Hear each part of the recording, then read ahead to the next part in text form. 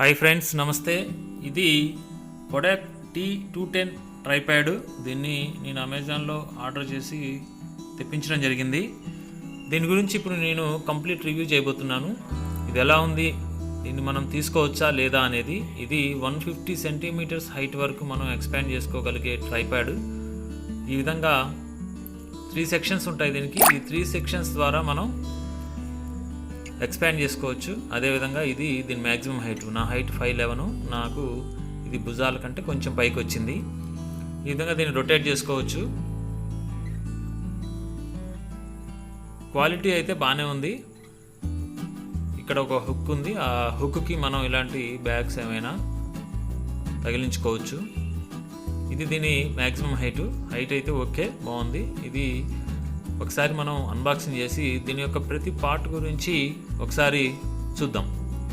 అమెజాన్లో నేను 1488 రూపీస్కి, 1488 రూపాయలకి బుక్ చేశాను కొడాక్ T210 ట్రైపాడ్.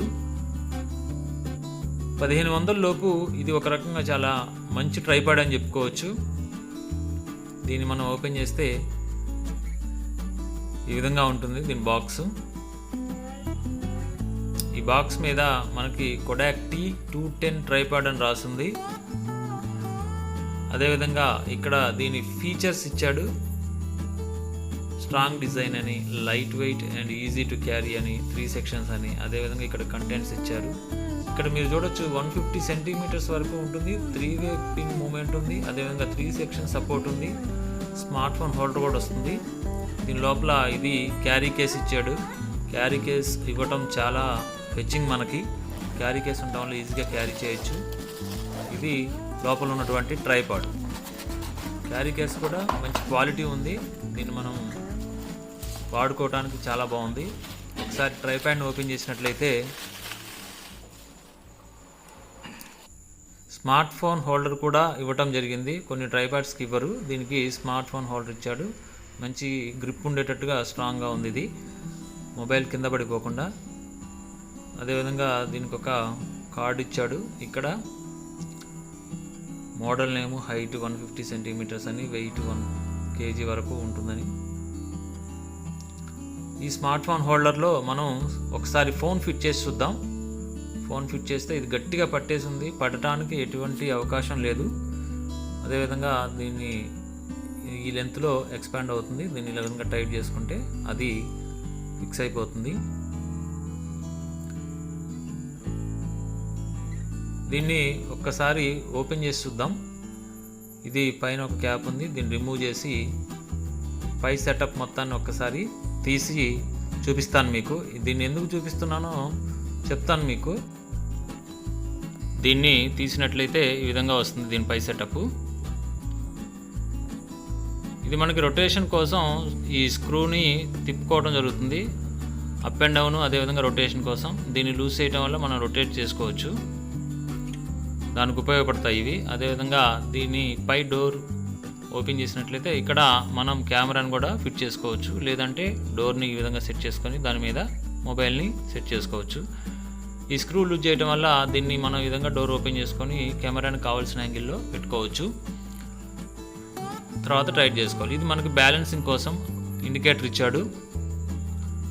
అదేవిధంగా ఇక్కడ ఒక స్క్రూ ఉంది, చూసారు కదా.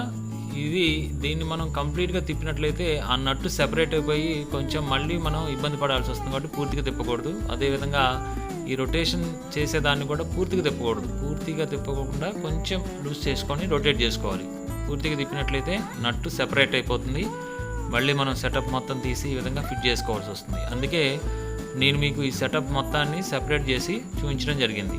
ఇప్పుడు మనం స్మార్ట్ ఫోన్ హోల్డర్కి స్మార్ట్ ఫోన్ ఫిట్ చేసి ఈ విధంగా దీనికి టైట్ చేసుకొని మనం వాడుకోవచ్చు. ఈ యాంగిల్లో కానీ, లేదంటే ఏదైనా యాంగిల్లో, హారిజాంటల్గా లేదా వర్టికల్గా మనకి ఎలా కావాలి అనుకుంటే అలాగా మనం ఫిట్ చేసుకొని వాడుకోవచ్చు. ఇది ఈ సెటప్ గురించి. ఇప్పుడు ఒకసారి మనం స్టాండ్ ఫిట్ చేసి చూద్దాం. దీన్ని టైట్ చేసినట్లయితే ఫిక్స్ అయిపోతుంది, అది కదలకుండా. దానిపైన పై సెటప్ మొత్తాన్ని మళ్ళీ మనం సెట్ చేద్దాం. దీన్ని కొంచెం లూజ్ చేసుకొని దాని మీద ఫిట్ చేసి ఫిక్స్ అయిపోయిన తర్వాత దాన్ని టైట్ చేసుకొని పై క్యాప్ని పెట్టేద్దాం.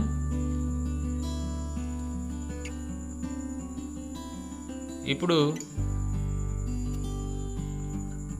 దీన్ని కిందికి పూర్తి కిందికి ఇట్లా అనుకొని కూడా మనం టైట్ చేసుకోవచ్చు. ఇది యాక్చువల్గా స్టాండ్ సెటప్. ఇప్పుడు దీన్ని కొంచెం మనం లూజ్ చేసినట్లయితే మనకి 360 డిగ్రీస్లో రొటేట్ అవుతుంది. ఇప్పుడు దీన్ని లూజ్ చేసినట్లయితే అప్ అండ్ డౌన్ కూడా మూవ్ అవుతుంది. అదేవిధంగా ఇప్పుడు దీన్ని ఎక్స్పాండ్ చేద్దాం, పైకి ఎంతవరకు హైట్ వస్తుందో మ్యాక్సిమం. ఈ విధంగా మనం తిప్పినట్లయితే అది హైట్ అవుతుంది. ఇది దీని మ్యాక్సిమం హైట్. మళ్ళీ రివర్స్లో తిప్పినట్లయితే కిందికి వస్తుంది. ఎంత హైట్ కావాలో చెక్ చేసుకొని మనం ఆ హైట్లో దాన్ని ఫిక్స్ చేసుకోవచ్చు. అదేవిధంగా దీన్ని ఇటు కావాలంటే అటు మనం రొటేట్ చేసుకోవచ్చు. ఈ స్క్రూని లూజ్ చేసి దాన్ని క్యాప్ని పైకి అనుకొని మనకి ఏ యాంగిల్లో కావాలన్నా యాంగిల్లో సెట్ చేసుకొని ఆ బ్యాలెన్స్ చెక్ చేసుకోవచ్చు. మళ్ళీ టైట్ చేసుకుంటే ఫిక్స్ అయిపోతుంది. ఇక్కడ మనం కెమెరాని ఫిట్ చేసుకోవచ్చు.